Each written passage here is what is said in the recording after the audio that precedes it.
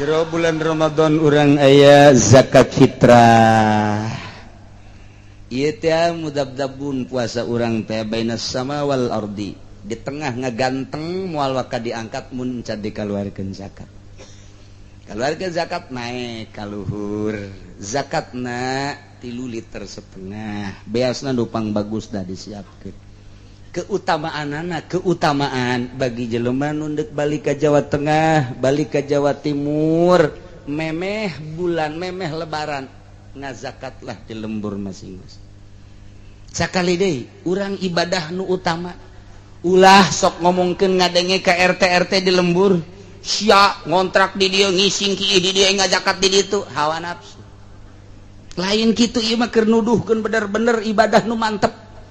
Tama ndek dikitukeun tah aing mah mere bae kitu ka si aing hayang-hayang teuing mah tah daki aing.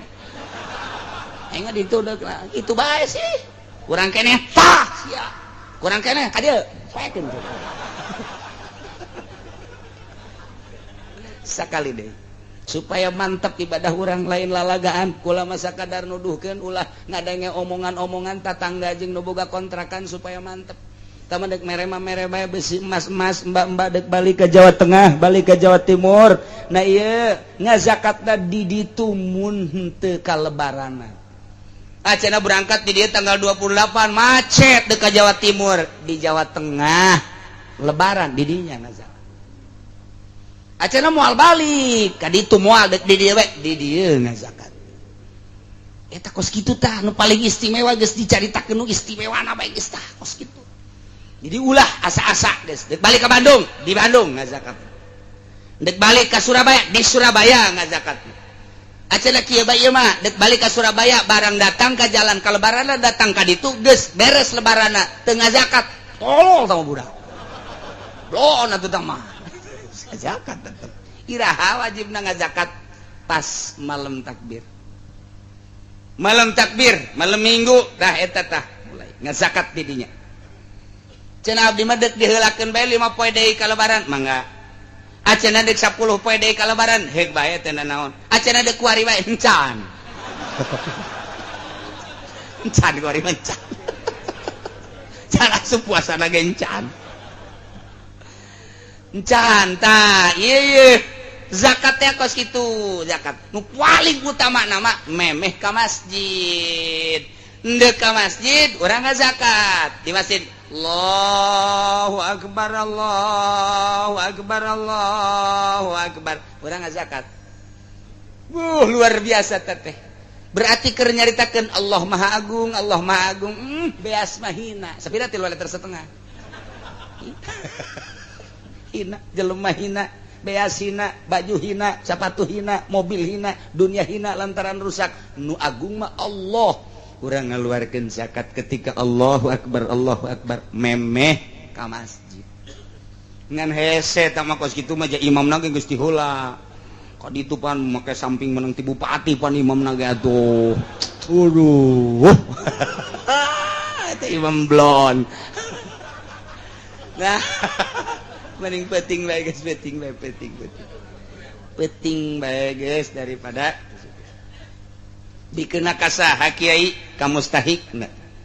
Saha mustahik zakat teh kiai aya 8. Mustahik zakat teh anu dicaritakeun dina Al-Qur'anul Karim.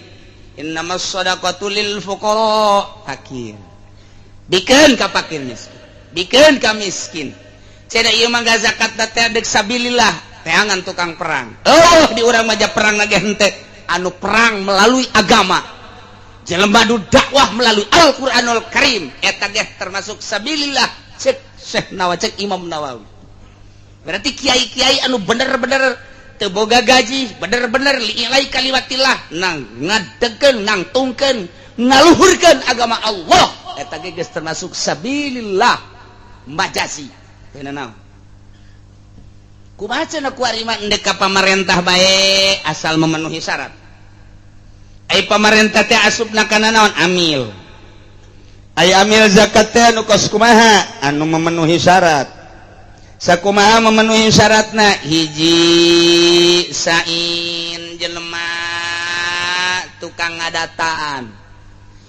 tukang 2 tukang nyokotan, nomor katilu tukang nulisan, nomor kaopat tukang ngabagikeun. Ta eta nu kitu ngaranna amil. Berarti kurang teh dibentuk ku ari mah. Teu meunang cicing bae. Anu ngadata kudu aya, kemudian nu ngalaksanakeun nyokotan kudu aya, atawa nyana nampung ka dieu di mana henteu totog. Kemudian nu nulisan kudu aya, di samping eta nu bakal ngabagikeun ka mustahikna kudu aya. Eta kos kitu ngaranna bas badan amil zakat. Rekrut sageus teh direkrut kembalikeun tah ngembalikeun eta mah teu kudu di poean lebaran. Diengkekeun teu masalah, 2 poe, 3 poe, seminggu eueuh masalah. Nunggu mustahik lantaran lebaran paberencar aya reueuh, nu penting ngalaksanakeun zakatna bae. Setelah seminggu kakarak dibagikeun eueuh masalah. Fakir miskin geus karumpul ku ari mah tuh bagikeun ku ari kumaha lamun di ka masjid kan teu meunang, kamu sholat teu meunang, cenah ieu mah da ku bupati we leg-leg eueuh masalah. Ieu mah nas Al-Qur'an geus urang daripada cangcaya mun ka pemerintah insyirofna teu pernah kadenge ka fakir miskin, mere bae urang supaya sampurna. Eta mah fitnah bae, fitnah teu pernah bae aya pengondisian duit zakat dibagikeun ka fakir miskin, teu pernah. Dibelikeunana ka BHS, dibelikeunana ka Atlas, dibikeun ka kiai anu ngadukung nyana. Lain ungut-ungutan saya kabagin teu. Aya henteu laporan ka ditu. Abeh asup golongan Golkar. Nah, kos gitulah jadi kurang sreg. Fitnah urang lamun kos kitu. Ieu mah keur bener ibadah. Beusi urang hayang sampurna ibadah menurut Allah di bere bae eta mah RT mah. Mangga. Urang mana fakir miskin. Jadi ngeunaheun plong hate. Nikmat ja duit aya lah sapira duit sakitu. 3,5 liter tah. Deuleu ku sabelah mata. Aing pokona neuk ngazakat neuk nu asli pokona ieu ibadah ieu mah.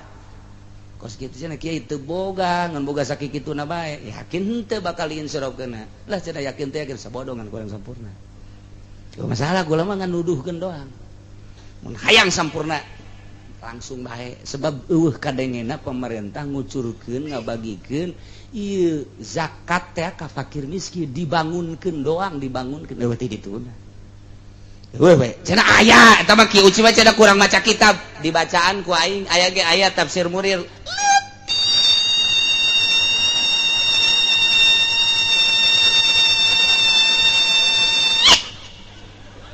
Kadang ku jelisia.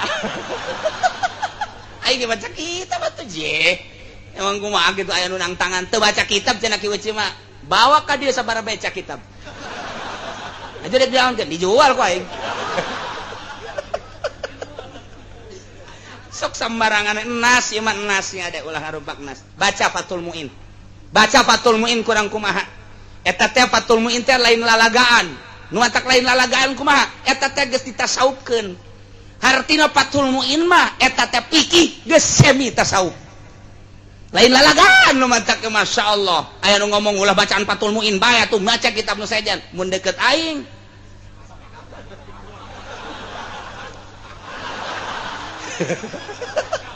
sia sembarangan ka Fathul Muin kene-kene sia jadi modern.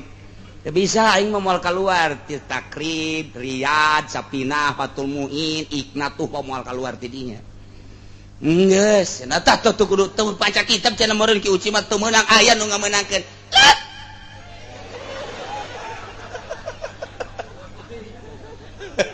Kadenge ku ceuli aing aya nu ngomong ka situ.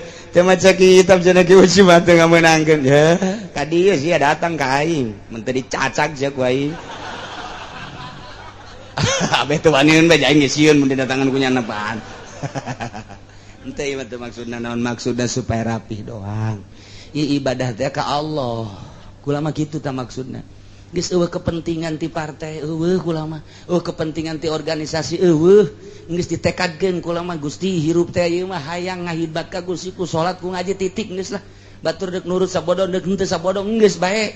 geus jadi tumbal aing mah dioromongkeun ku kiai-kiai Golkar sabodo kajeun geus nu penting nu can ka Golkar ulah sakitu doang kunaon atuh hook aing teh hook ka kiai emang kumaha gitu hook di Belaraja tinggal sabaraha gerintil, di Cikupa tinggal sabaraha gerintil, di Sepatan tinggal sabaraha atuh kaditu kabeh aing mana batur hook maksud aing hook sia mah salapi ka tadina menang ila manalaw ilmu atuh amilin baru sama atuh amil menang kitu tah ngaji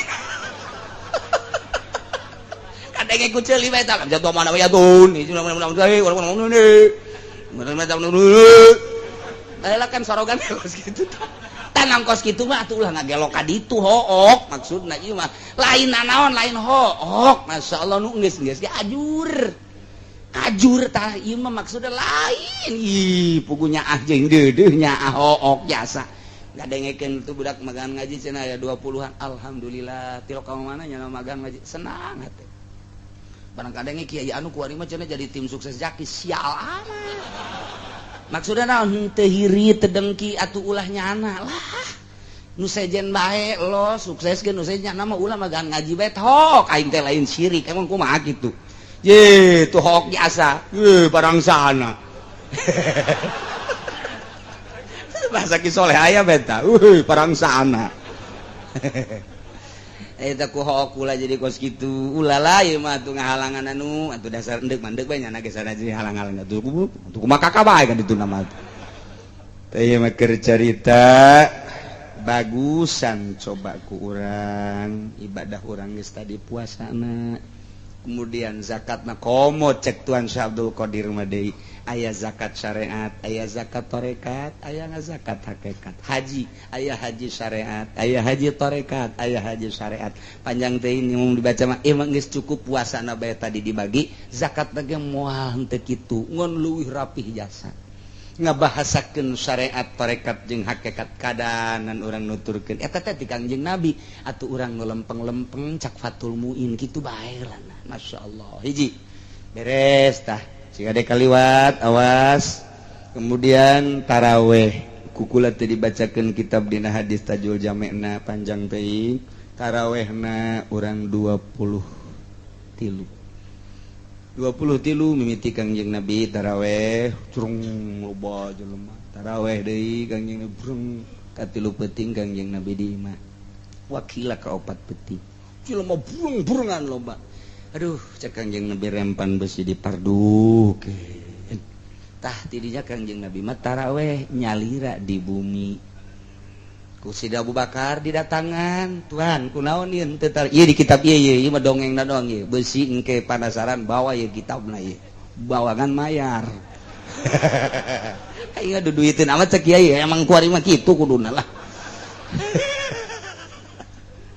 tah jadi caritana Sidi Abu Bakar datang kadinya Tuhan kok ieu rempan cek Kangjeng Nabi beusi dipardukeun bangsa urang mah kuat engke kadituna teu kuat engke tahun 2012 mah ieu urang Cikupa teu karuat teu urang Cisoka mah komo urang Sepatan paling nu kuat teh urang Cilongok doang eta kos kitu ya mentak ituan itu sabaraha 20 sarua bae 23 jeung witirna mantak pupus Kangjeng dilangsungkeun ku Sayyidina Abu Bakar Siddiq menjadi 23 Sayyidina Abu Bakar Siddiq bae Sayyidina Umar Sayyidina Utsman Sayyidina Ali 23 deuleu dina kitab hadisna cenah Kangjeng Nabi mah 11 Kangjeng Nabi 11 teh witir kula mah teu pernah polos di Ramadan jeung di lain Ramadan salat teh 11 rakaat eta mah di Ramadan jeung di luar Ramadan 11 witir ari ieu mah tah man soma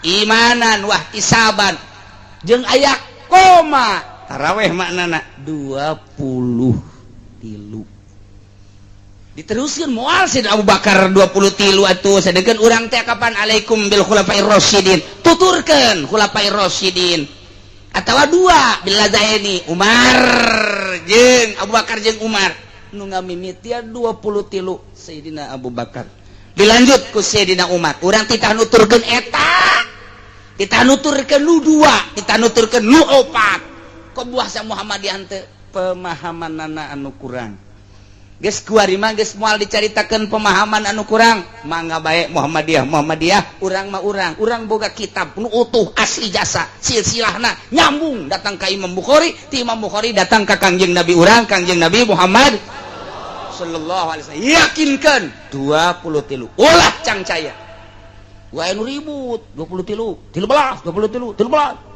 moal lah bongan ribut bae jadi ulah ya nyayilah geus alhamdulillah puasa syariat entos tarekat entos hakikat entos penentuan menurut hisab alhamdulillah entos ulang ngajak moal silahkeun nu endek bilu urang babarengan poe Jumat keur henteu na bae tungguan ti pemerintah mangga aya yakin mah ka pemerintah contoh isbat modal tahun kamari lu disengserikeun ku unggal negara mangga bae andai kata endek bae silahkan bae ulah jadi huru-hara aya masjid dipersilahkeun tah cenah tah atuh tah aya neuk ti heula mah ke kami panderi kunaon haju dikunci kos masjid bapa moyangna bae loba kajadian kos hitu pan tungtung nama akibatna lantaran nyana ngunci akhirna salat ti heula jeung masyarakat nyana teu kabagian beres datang ka kuari teu percaya ku masyarakat nang saha eta kos kitu wallahu a'lam rahasia Allah mangga nyanggakeun ka Gusti Allah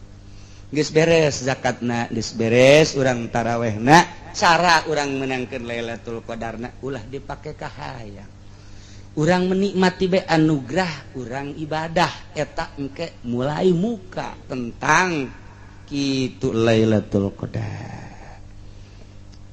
teh di awal tepi ka akhir informasi nu terakhirna ialah urang pembukaanana insyaallah engke minggu kadua urang lebaran minggu kahiji natah eta teh kapan 7 poe minggu kadua berarti 15 poe tah eta minggu 15 poe eta ngaji sebab lamun dilengkahkeun ka ditu atuh bunga urang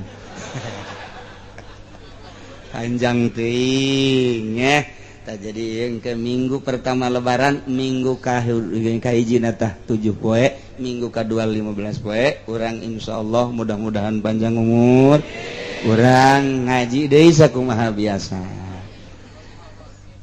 haul masa kumaha biasa tanggal 8 abah tamah ai kaburu mangga teu kaburu masalah awal keluarga jeung anu araringet urang babarengan ngaholan almarhum abah ya tanggal 8 biasana minggu Senin Salasa berarti malam Senin urang jadi lamun lebaran minggu nyawalan teh Senin Selasa Rebo Kamis Jumat Sabtu Minggu malam Senin malam salapan biasa kemudian itu kula puter sataun ngaji geus teu asa-asa sakumaha bapak-bapak ka kula teu asa-asa bae artina ngomong sangeunahna sangangna sacablak da eueuh maksudna naon hiji sakadar maksudna akrabat kedua sakadar deudeuh jeung nyaah andai kata aya ucapan-ucapan anu kurang tata kurang titi kurang merenah di hati eta hampura insyaallah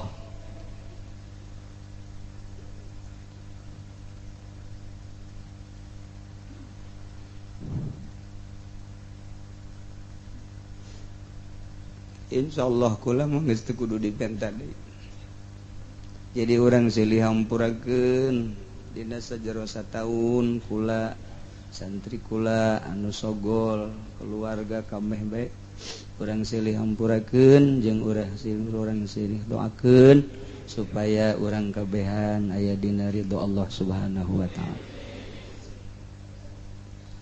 Allahumma shalli ila hadratin nabiyil mustafa sayyidina Muhammadin sallallahu alaihi wasallam sayyidillahil al-fatihah. Alhamdulillahi rabbil alamin arrahmanir rahim iyyaka na'budu wa iyyaka nasta'in shiratal ladzina ila ruhi ashabi sayyidina Muhammadin sallallahu alaihi wasallam sayyidina Abi Bakr wa sayyidina Umar wa sayyidina Utsman wa sayyidina Ali radhiyallahu anhu wa ala bakr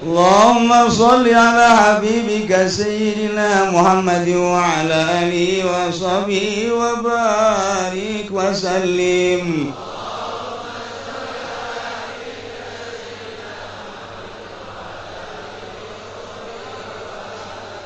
Al-Fatihah.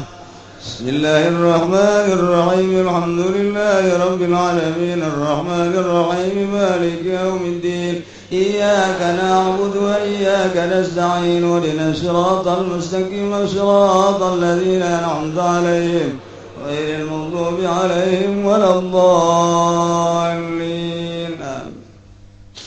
Urang tutup sementara kemudian bisi aya nu reksa salaman nu rapih ti dieu ka dieu keur henteu na geus komo jauh mah insyaallah sarua bae ya. Allahumma shalli wa sallim ala sayyidina Muhammadin fil awwalin wal akhirin wa barik wa sallim wa radiyallahu ta'ala an sadatina sahbi sayyidina rasulillahi ajma'in. Alhamdulillahi rabbil alamin hamdan yuwafi ni'amahu wa yukafi mazidah ya rabbana lakal hamdu kama yanbaghi li jalali wajhikal karim wa 'azimi sultanik. Allahumma sholli sholatan tunajjina biha min jami'il ahwali wal afat wa taqdi lana biha jami'al hajat wa tutahhiruna biha min jami'is sayyi'at tarfa'una biha 'indaka 'ala darajat wa tuballighuna biha aqsal ghayat min jami'il khairati fil hayati wa ba'dal mamat. Allahumma ij'alhu awsilan li thawaba ma qara'nahu minal qur'anil azim wa ma dzakarnahu wa ma sabbahnahu wa ma shallaina 'ala sayyidina Muhammadin sallallahu alaihi wasallam ila arwahi jami' ahlil kubur minal muslimin wal muslimat wal mu'minin wal mu'minat khususan ila arwahi jami' masyayikhina wa ila arwahi abaina wa ummahatina jaddina wa jaddatina khususan ila ruhi abi wa ila ruhi ummi. Allahumma ighfir lahum warhamhum wa'afihim wa'fu anhum. Allahumma ij'al quburahum rawdatan min riyadil jinan wa la taj'al quburahum mufratan min hubarin niran. Allahumma ij'al ni'matana da'imah wa daulatana qa'imah wa auladana wa talamidana ulama wa la tusallit alaina zalima wa la tusallit alaina man la yaqafuka wa la yarhamuna. Allahumma sallimna wa sallim dinana wa la tasabaqtana si imanana wa rizukna ya Allah khairai dunya wal akhirah. Allahumma inna maghfirataka arja min amalina wa inna rahmataka awsa'u min dhunubina. Allahumma illam nakun ahlan an tablugha rahmataka rahmatuka ahlun an tablughana ya Allah wasi'at kulla shay'in arhamar rahimin. Taqabbal minna innaka antas samiul alim wa tub alaina innaka antat tawwabur rahim. Shalli wa sallim ala jami'il anbiya'i wal mursalin. Alhamdulillah.